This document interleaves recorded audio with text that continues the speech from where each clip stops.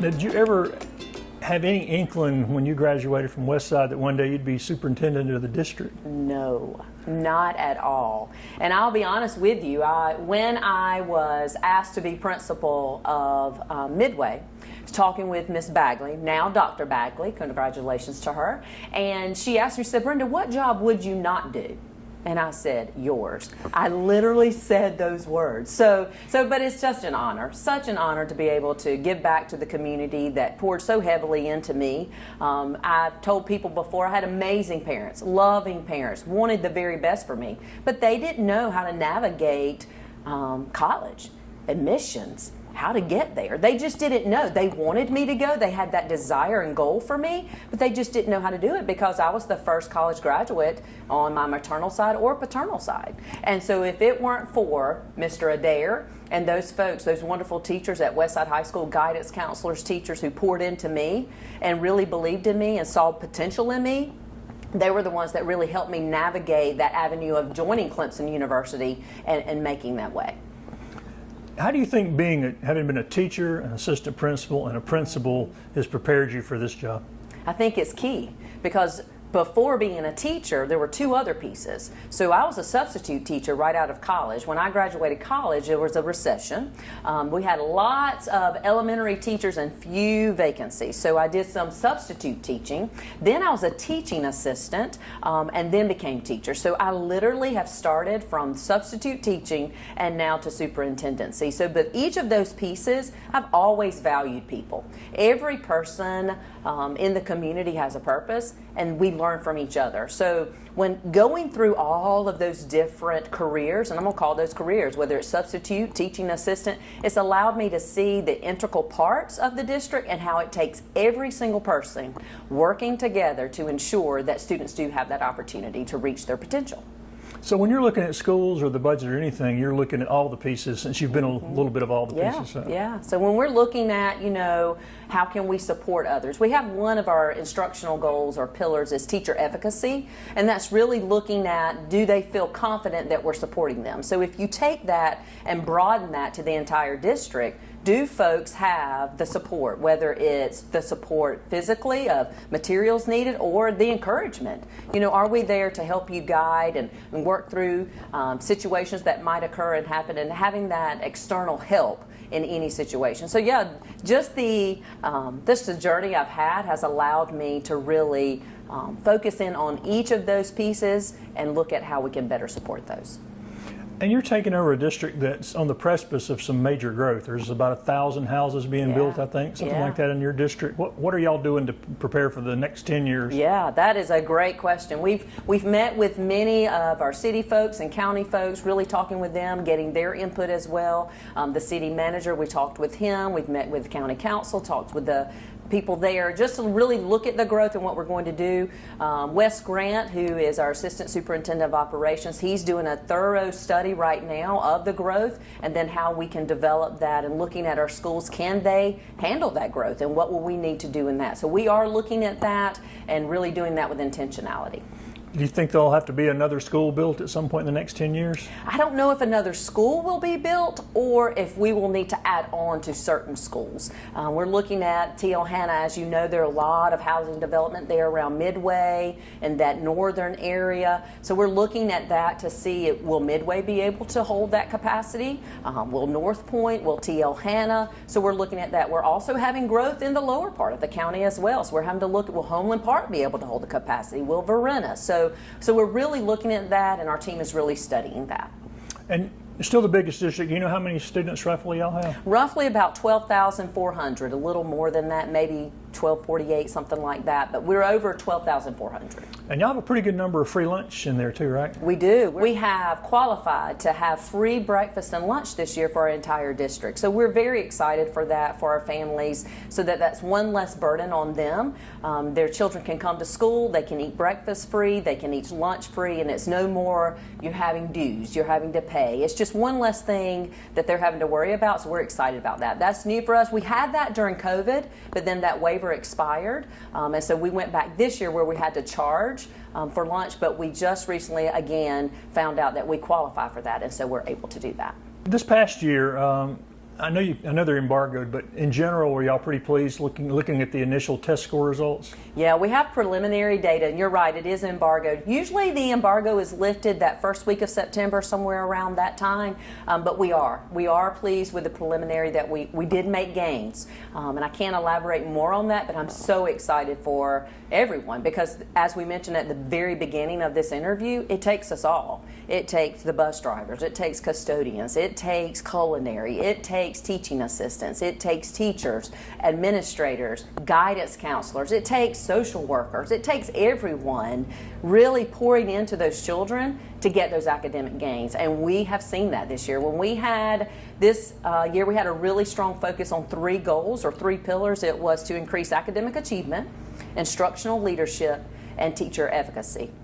And I think because we had those 3 pillars in every department, whether it was student services, whether it was finance, every department looked through those 3 lenses. I think because of that unification of goals and looking at the actions of each of us and what we do daily, that is why we've had the increase in our academic gains. How important are test scores to you in measuring what's going on in schools? They're one piece, right? They are one piece, and that's why we look at the whole child. They are important to me because that is what the community sees. When you look at the report cards on the state website and our districts are ranked, a lot of that, the majority of that is from data from tests, whether it be SC Ready, whether it be SC Pass, whether it be EOC, the end of course test that the high school students complete. A lot of that report card rating when, schools get excellent or good or above average, those types of things are average. That comes from data. So we do stress that because that is what the federal government and the state Department of Education are looking at. But that's one component. And that's why we really poured into having guidance counselors, social workers, mental health counselors to really help the whole child. Because we know when the whole child is successful, then they can meet their potential. When there's an area that's a deficit that really needs to be looked at, then that academic growth is not going to be there. So we really do look at the whole child. Any accomplishments from this past school year you want to make people aware of that they may have missed? Oh yeah. If you have not heard, we hope you have. Southwood Academy of the Arts and Palmetto's Finest. What an honor. And when Remind people what that is. Okay, so Palmetto's Finest is an award that's given by SCASA, and that's the South Carolina Association for School Administrators, and they have a select few. So they take schools around the state that apply, you have to apply, and they look at your test scores, the data that we were just discussing, but they also look at your involvement with the community and your effect on the community. And then what you do is you complete this application, you send it in, and then they come to visit twice. So if you make the first round, they'll come a second time. And what they're trying to see is what was in that application, is it authentic? When they come to your school, do they feel that sense of pride? Do they see the accomplishments that you've highlighted? And also, do they see that community involvement? And so, I can't remember the exact number, but I know for ours, it's less than 10 schools a year that get this acknowledgement, and we were so honored for Southwood to get it. And so they so deserve it. I wish you all could have been there the day that it was announced. We had all of the children and the faculty in the Southwood Auditorium, and they had everything broadcasted live because it was virtual, but it was live. And so they had it on the screen, and the children were so excited, just anticipating, and then when they didn't even hear their name, when they heard Anderson, we were the only one they just erupted, and they were jumping, and people were running, and it was so exciting to see that all of their hard work and their accomplishments were not only noticed within their school, but within the state. And so we're just so very proud of them. Any other accomplishments over the district this past year that people might be? Yes, we've had with our golf team, Teal-Hanna golf team. They won state, so we're so excited for them as well. Our athletic facilities, if anybody has ever had an opportunity to visit those, they are exemplar, and they really do support the development of athletes and how they're doing. So we're very proud of Teal-Hanna and their golf team. And you got the new cross country. Yes, we were just out there yesterday looking at its development and where it's going to be. Mr. Moore's doing a great job getting that set up ready for us. I think it's going to be a great addition, not only for Anderson School District 5. The piece for us that's real important, couple of pieces. One, it gets our kids running in a safe environment. If you know, we didn't have a cross-country track. And so our children, you probably saw them running up and down 81 on the sidewalks. And we just wanted something more safe for our children. So this is going to allow that. And the West Side Cross Country, they were running up and down Jackson Street in that area. So this is just going to be a facility that allows our children to come and run safely, but it's also going to be a great facility for Anderson County because it's going to be able to host meets where they come and generate excitement about the county, what we have to offer, and it's a great training facility. For those who haven't seen it yet, I was out there yesterday. It's very, very nice, and I think it's going to create great growth for us. What about the extra money that you're using to bring kids back up to speed from pandemic thing? That's run out. The ESSER funding. ESSER funds, yeah. Okay. That's run out. How will y'all deal with the lack of funding in that area? Yeah, that's a great question. Now, one thing that came from this school year, we had to go through accreditation. And so we received our accreditation. You know, that's a 5-year cycle where you're able to do that. And that was a question they asked us as well, because that ESSER funding has been phenomenal. It has allowed us to give that real intentional focus for kids and teachers. So we have ESSER funding. We have utilized it to help offset some interventions for our kids, but we've also allowed to hire additional coaches. So to work with our teachers, because our teachers, going back to teacher efficacy means, am I confident that I truly can teach this standard in a manner that students are going to learn it? Do I have the resources? Do I have the understanding of what the standard is asking? So through ESSER funding, we've hired additional coaches that have allowed that growth for our teachers. Now, with ESSER funding leaving, that's a question that the nation is looking at right now, because we know that's going to be a hardship because it was a great amount that we were given. But we are looking at that. We have tried to build capacity to offset that when those are taken. We're looking at possibly keeping some of the positions if the budget can absorb it, just because we do feel like they're needed. But that is a question that we'll look at. We've looked at in the past. We'll continue to look at, and it will be a definite question that's being looked at during the budget season this year. How far have we recovered from the pandemic? I mean, is it still a factor in classrooms and stuff? It is a factor in classrooms. Academically, we're getting back. We really are getting back to where we were, but more than that we're seeing is the trauma children have experienced. And I don't know all of the details about all of COVID and what it caused. I just know we have a lot of children who are developing the need for additional counseling, just to have ways to promote what they're feeling. They're having some difficulty of communicating what they're feeling and what they need, and that's a generalization. I'm not saying the entire public system is that way, but I'm saying because we've had to hire additional mental health counselors, additional social workers, and we've implemented some programs called Paths, which is a structured program that allows children to identify how you're feeling and then how to communicate that. Because we're just seeing children coming back from COVID. I don't know if the isolation piece, where due to the concern of safety, health safety, we had to isolate ourselves from others, and we aren't sure how to communicate as well as we were, but we are having to deal with that. Now, do I think it's getting better? Yes, I definitely think it's getting better, but it has taken an additional approach or a different approach to really work with that with our children. I think a lot of people forget, particularly the youngest ones who started school with no socialization. Yeah. Their initial impression of school was online. That had to be an odd. Yeah. You mentioned the budget. What are some of the budget challenges y'all face this year? The 1 cent sales tax has really helped us a lot with our capital projects and needs around the school. So that's been a great benefit for us. And I know that with talking with others, I was able to communicate with the community at Tri-County Tech.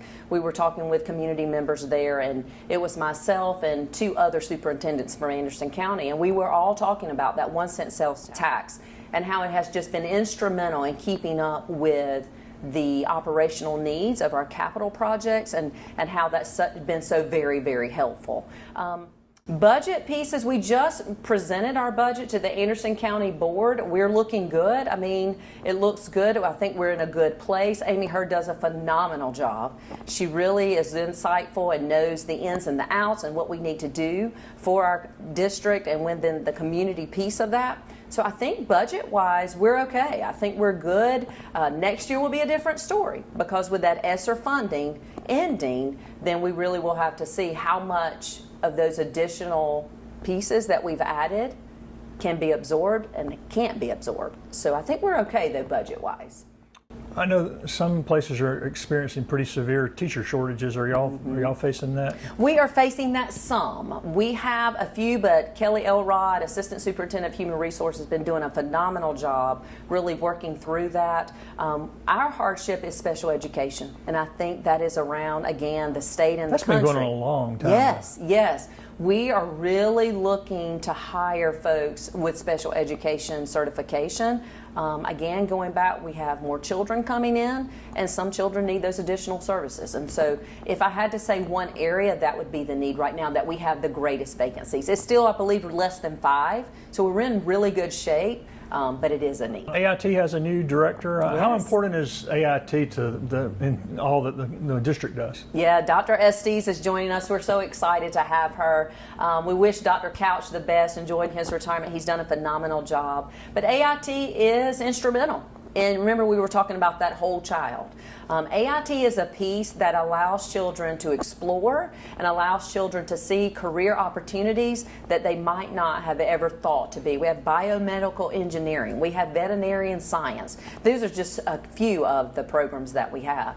But it is huge. And when Dr. Estes coming in, we're really looking at and analyzing how we can get more children involved. When I worked with Ms. Hip and Mr. Christopher as we were interviewing together, that was really our goal. We want AIT to be more utilized more so that children have those opportunities, and just that knowing, that knowledge of there's more there. There's more career opportunities out there than we first think. So it's a great and fabulous place. Have you been able to visit out there? Many times. Awesome. Yeah, Awesome. Yeah. What other priorities have you and the board identified for this coming school year?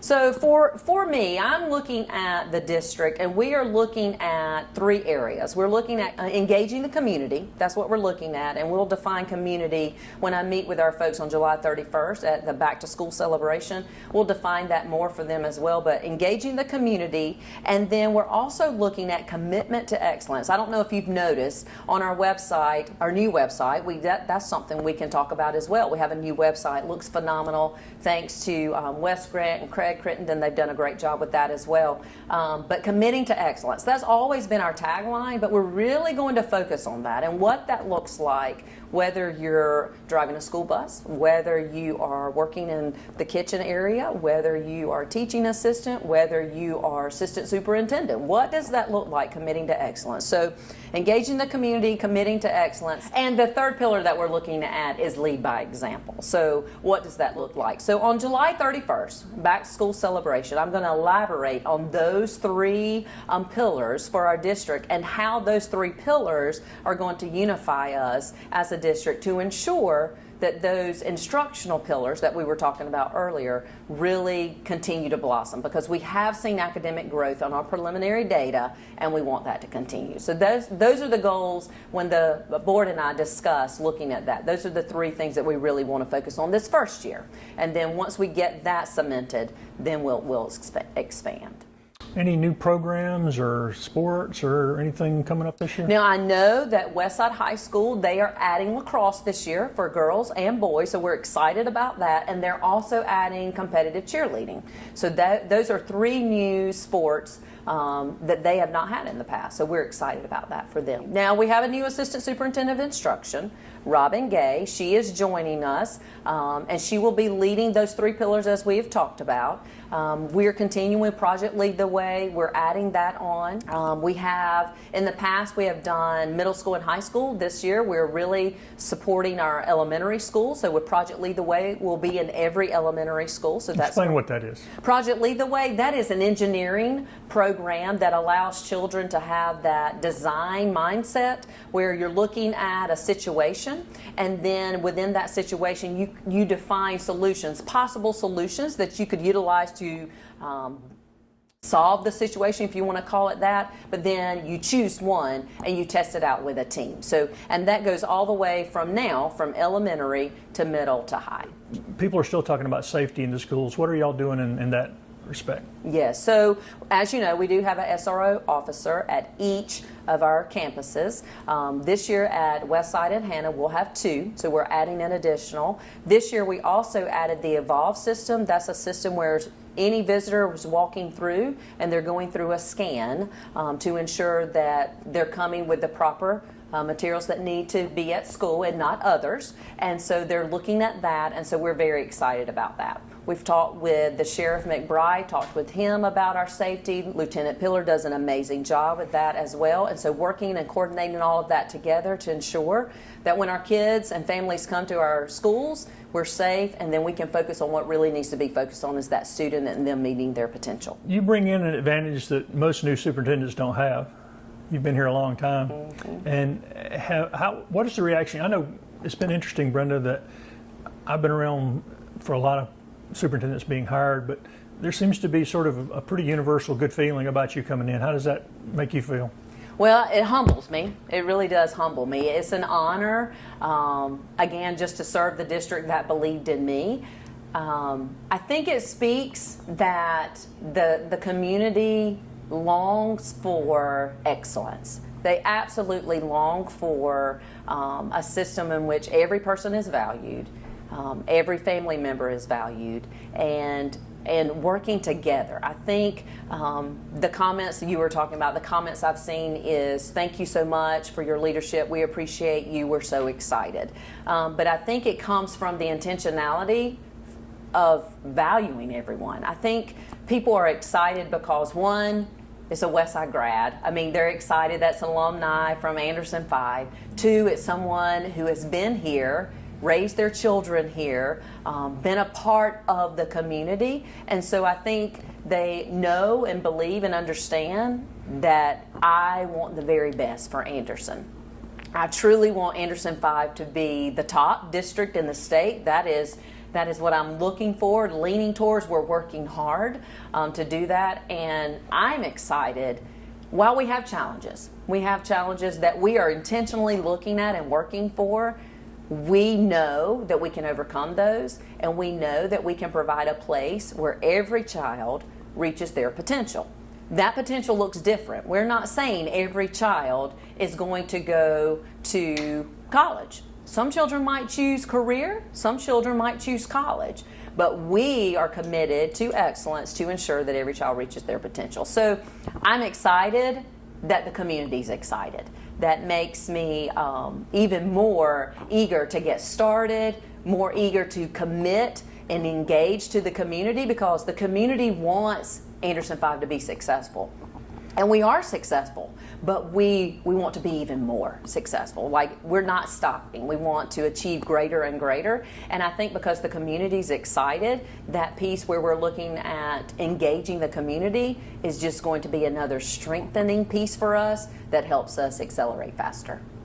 And speaking then back to that engaging the community, how important is communication to that effort? Oh, wow, yeah. So there are some great things coming.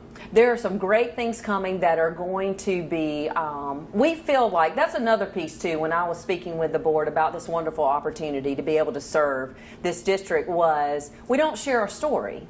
Lots of people don't know enough about Anderson 5, and when we don't share our story, then other people create it for us. And sometimes they do a great job creating it for us, and sometimes they're missing some pieces. So we are very intentional this year of creating an opportunity and multiple opportunities to share that. So we'll have plenty of opportunities this year. You'll see some things on social media. You'll see some things that will be coming out that will elaborate on Anderson 5, what we're doing, and the celebrations that we're having. So that is coming. So communication is key, and we are intentionally analyzing and putting some things in place. We want parents to feel welcomed. We want parents to feel like they can reach out at any point, any time. So any parent that is an Anderson 5 parent or guardian, please feel confident in knowing that you can reach out to your teacher, you can talk with them, you can reach out to your principal, and they will be glad to talk with you, meet with you to discuss any concerns you might have or any questions you might need answers to. So we are open to engaging with the community. We want involvement from our families because we know the stronger that partnership is between the school and the families, the stronger the child will be and be able to achieve their potential. So yes, I just urge every guardian and every parent to really be involved this coming school year. Go to open houses, be active members, be a part of any PTA meetings or functions, academic functions, arts functions, athletics, any of those pieces. Just be involved because your child needs you there and they want to share their success with you. But we are here to work with parents and guardians in any way we can.